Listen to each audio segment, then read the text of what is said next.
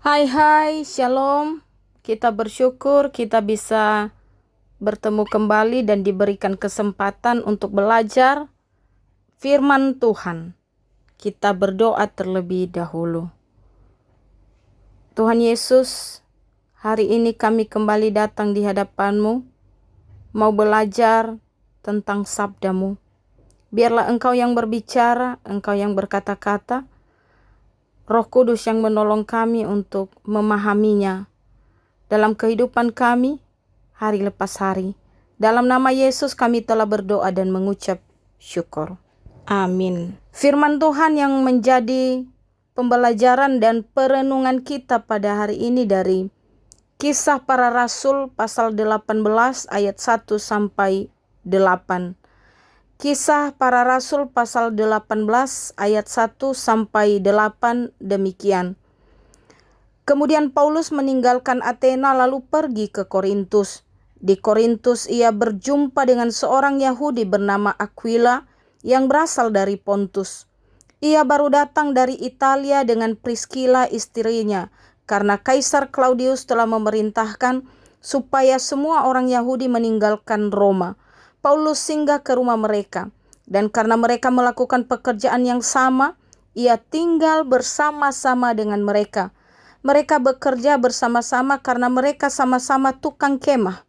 Dan setiap hari Sabat, Paulus berbicara dalam rumah ibadat dan berusaha meyakinkan orang-orang Yahudi dan orang-orang Yunani. Ketika Silas dan Timotius datang dari Makedonia, Paulus dengan sepenuhnya dapat memberitakan firman, di mana ia memberi kesaksian kepada orang-orang Yahudi bahwa Yesus adalah Mesias. Tetapi ketika orang-orang itu memusuhi dia dan menghujat, ia mengebaskan debu dari pakaiannya dan berkata kepada mereka, "Biarlah darahmu tertumpah ke atas kepalamu sendiri. Aku bersih, tidak bersalah. Mulai dari sekarang aku akan pergi kepada bangsa-bangsa lain."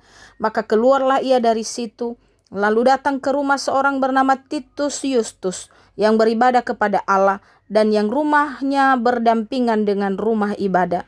Tetapi Krispus, kepala rumah ibadat itu, menjadi percaya kepada Tuhan bersama-sama dengan seisi rumahnya, dan banyak dari orang-orang Korintus yang mendengarkan pemberitaan Paulus menjadi percaya dan memberi diri mereka dibaptis.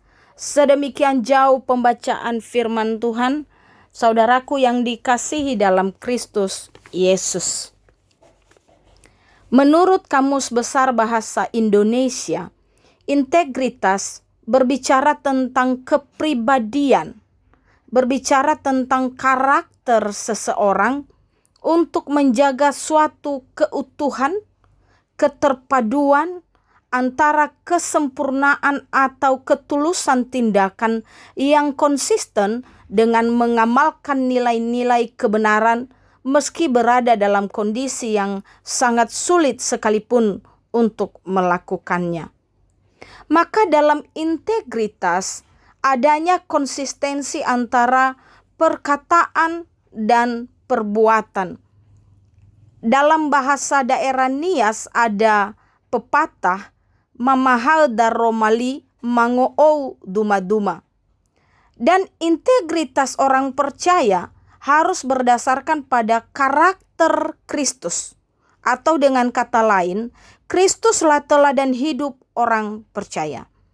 Seorang yang percaya kepada Yesus Kristus harus memiliki integritas agar bisa menjaga keutuhan kehidupan rohaninya, menjaga komitmen kekudusan hidupnya dan pelayanannya, sekalipun banyak godaan, cobaan, tantangan, pergumulan, bahkan tantangan dan tekanan yang menghadang. Hal tersebut jugalah yang bisa kita lihat dalam bagian hidup dan perjalanan pelayanan seorang Paulus dalam nats renungan kita pada hari ini, kali ini. Ketika Paulus memulai pelayanan di Korintus, yang pada waktu itu adalah kota metropolitan sebagai kota pusat perputaran bisnis dan transportasi. Masyarakatnya juga majemuk dan berpendidikan tinggi.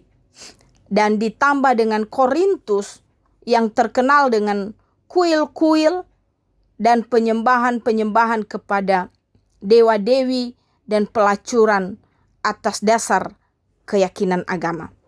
Dan ada satu dewa yang sangat terkenal, yaitu Aphrodite atau the goddess of sex atau dewi seks. Di tempat inilah kalau kita lihat apa yang ditulis di ayat 6. Mari kita baca Bapak Ibu.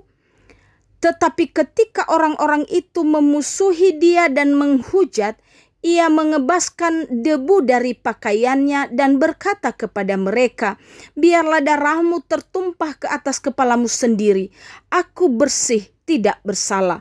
Mulai dari sekarang aku akan pergi kepada bangsa-bangsa lain. Paulus bertahan untuk tinggal. Paulus bertahan untuk tetap tinggal dan melayani kurang lebih 1 tahun 6 bulan. Pelayanan Paulus dapat berlangsung selama rentan waktu itu bukan hanya karena Paulus sendiri. Selain karena Tuhan, ada tim yang begitu solid yang mendukungnya. Ada orang-orang yang mau menerimanya, ada orang-orang yang mau terbeban bersama-sama juga atas pelayanannya. Maka yang bisa kita lihat, kita pelajari dan teladani dari Paulus bersama dengan rekan-rekannya, bersama dengan timnya dalam pencapaian pelayanan dari nats renungan kita hari ini adalah kerjasama merupakan wujud dari integritas. Oleh sebab itu, ada beberapa hal penting yang perlu kita pahami dan perhatikan dalam pelayanan Paulus bersama teman-temannya untuk mewujudkan integritas pelayanan dalam kerjasama ini. Yang pertama, ditekankan di sana bahwa Paulus ada di garda terdepan dalam pelayanan penginjilan atau pelayanan pemberitaan Injil yang dengan gigih dan penuh komitmen serta tekun berkhotbah dan mengajarkan setiap hari Sabat tentang Injil, berbicara dengan banyak orang dalam rumah-rumah ibadat. Itulah yang dituliskannya di ayat 4 dan 5. Dan setiap hari Sabat Paulus berbicara dalam rumah ibadat dan berusaha meyakinkan orang-orang Yahudi dan orang-orang Yunani. Ketika Silas dan Timotius datang dari Makedonia, Paulus dengan sepenuhnya dapat memberitakan firman, di mana ia memberi kesaksian kepada orang-orang Yahudi bahwa Yesus adalah Mesias. Itu yang pertama. Lalu yang kedua, ada 2 sosok suami istri, Aquila dan Priscilla, sebagai pendukung dalam pelayanan Paulus ini. Keduanya berasal dari Roma karena mereka diusir oleh Kaisar Claudius, tapi menerima dan memberi tumpangan kepada Paulus dan saling membantu untuk membuat tenda. Kemurahan dan kebaikan Aquila dan Priscilla, pasangan suami istri ini, menjadi satu bentuk dukungan di mana mereka mengambil peran yang sangat penting sesuai dengan kapasitas mereka. Maka kalau kita melihat di ayat 1, mari kita baca ayat 1. Kemudian Paulus meninggalkan Athena lalu pergi ke Korintus. Kalimat itu dimulai di mana penulis kitab kisah para rasul yaitu Lukas tidak menceritakan kondisi Paulus. Tetapi kalau di dalam 1 Korintus, Paulus menceritakan apa yang ia rasakan waktu ia tiba di Korintus. Di situ ditulis, aku juga telah datang kepadamu dalam kelemahan dan dengan sangat takut dan gentar.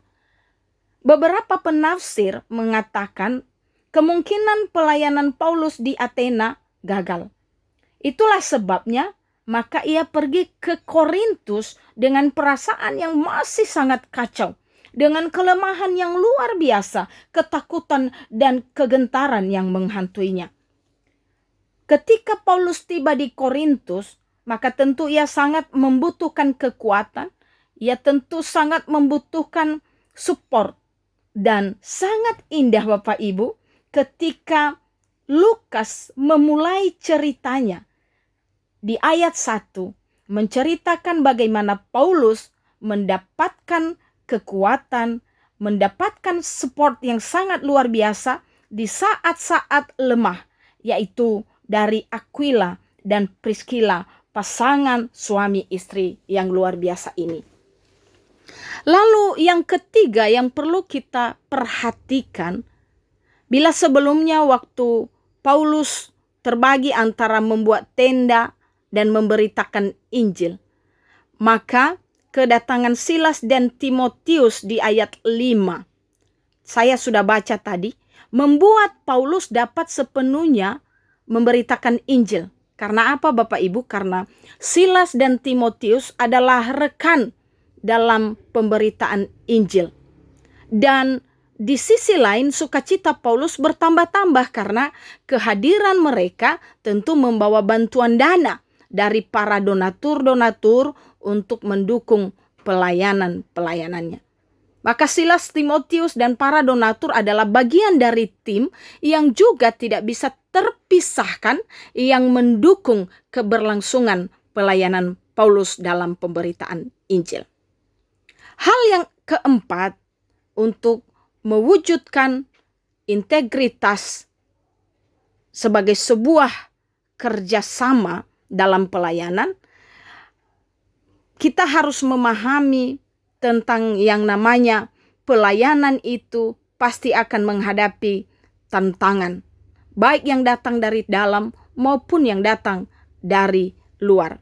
Dan contohnya ada di ayat 6. Apa maksudnya mengebaskan debu dari pakaiannya ini? Markus 6 ayat 11 menulis, dan kalau ada suatu tempat yang tidak mau menerima kamu, dan kalau mereka tidak mau mendengarkan kamu, keluarlah dari situ dan kebaskanlah debu yang di kakimu sebagai peringatan bagi mereka. Mengebaskan debu merupakan simbol bahwa cerita yang disampaikan tidak diterima oleh masyarakat setempat. Dan Paulus sudah berusaha sehingga ia tidak bertanggung jawab atas kedegilan hati mereka. Lalu yang kelima Bapak Ibu, tidak ada kata menyerah dan putus asa dalam kamus pelayanan satu tim yang solid. Paulus tetap melanjutkan pelayanan pemberitaan Injil sekalipun ia ditolak dan ditentang. Ia mengubah strategi pelayanannya dari orang-orang Yahudi ke orang-orang bukan Yahudi. Yang penting mau menerima pemberitaannya. Dia juga tidak lagi berkhotbah di rumah-rumah ibadat, tapi di rumah Titus Justus yang letaknya berdampingan dengan rumah ibadat. Bahkan kalau kita melihat dan membaca di ayat 8 itu ditulis, kepala rumah ibadat dan seisi rumahnya bertobat. Dan masih banyak lagi orang lain di Korintus yang menjadi percaya dan memberi diri mereka untuk dibaptis. Kuasa Tuhan mampu mengubah hati manusia. Jangan menyerah dan jangan pernah putus asa di dalam pelayanan pemberitaan Injil ini. Yang paling terakhir Bapak Ibu, untuk menutup perenungan kita ini, membawa kita kepada 3 hal untuk kita renungkan dan kita hidupi sebagai orang-orang percaya hingga di masa kini. Yang pertama, mari kita semua, gereja Tuhan, orang-orang yang percaya kepada Yesus Kristus, untuk menjadi satu tim yang kuat dan solid, mengambil bagian, mengambil peran sesuai kapasitas kita, sehingga kita bisa bergandengan tangan, bekerja sama dengan baik, dan saling menguatkan serta mendukung satu dengan yang lain. Peran dan kontribusi pasti berbeda-beda, tapi semua sangat penting dan berharga di mata Tuhan. Dan kita sebagai satu tim hadir untuk saling melengkapi. Yang kedua, niat dan motivasi yang baik untuk melayani. Belum tentu Bapak Ibu berterima baik bagi orang lain. Oleh sebab itu kita belajar untuk selalu menghadapi tantangan dan apapun bentuk penolakan dalam pelayanan kita, tetapi tetap berani menyatakan kebenaran untuk menjadi saksi Kristus dimanapun kita berada. Dan yang ketiga yang perlu kita hidupi, sebagai pengikut Kristus, kita dipanggil untuk menjadi berkat bagi orang lain. Bersikap ramah dan membuka pintu hati serta pintu rumah demi menolong dan menguatkan orang lain yang sedang membutuhkan pemulihan. Oleh sebab itu, berilah diri dipakai menjadi alat Tuhan untuk menjadi berkat, menolong orang lain karena Tuhan sendiri telah menolong kita. Manusia yang satu adalah teman bagi manusia yang lain. Begitulah pelajaran perenungan firman Tuhan bagi kita pada hari ini. Biarlah sungguh menjadi berkat dan menjadi kekuatan serta pendorong yang terus memampukan kita untuk menjadi garam dan terang di dunia ini. Tuhan Yesus memberkati kita. Mari kita berdoa kembali. Puji dan syukur kami haturkan di hadapan-Mu, ya pemilik kehidupan kami, ya pembawa kabar baik bagi kami. Terima kasih Tuhan Yesus, dan biarlah Tuhan menolong kami bahwa kami telah menerima kabar baik itu, Injil kehidupan itu. Dan biarlah sungguh juga Tuhan, kami boleh membagikannya bagi setiap orang, sehingga setiap lutut bertelut, setiap lidah mengaku Yesus Kristus adalah Tuhan dan Raja. Dan mampukan setiap anak-anak Tuhan untuk menjadi satu tim yang solid, yang bekerja sama, bergandengan tangan untuk memuliakan Tuhan bagi pelebaran kerajaan-Mu di bumi ini. Dalam nama Yesus kami telah berdoa dan mengucap syukur. Amin. Shalom saudaraku, ya Ahowu.